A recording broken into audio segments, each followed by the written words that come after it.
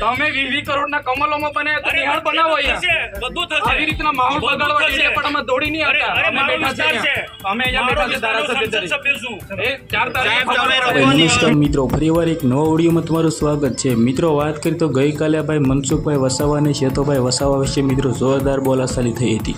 જે રીતે મિત્રો વાત કરીએ તો તમને બધા લોકોને ખબર છે કે 2024ની લોકસભાની ચૂંટણી ચાલી રહી છે, પરંતુ મિત્રો એ રીતે મિત્રો વાત કરીએ તો ગઈકાલે ભાઈ સાંજે ભાઈ જે મિત્રો શેતોભાઈ વસાવા અને ભાઈ એમ કીધું મનસુખભાઈ વસાવા વિશે બોલાચાલી થઈ છે.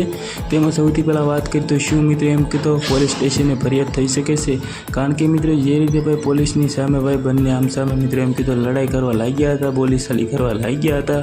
પરંતુ મિત્રો વાત કરીએ તો હાલના ટાઈમમાં જે રીતે ભાઈ 2024ની લોકસભાની ચૂંટણી છે ખતમ થઈ છે, ત્યારબાદ આપણે 4 તારીખે એ જોવાનું રહેશે જ્યારે પરિણામ આવે.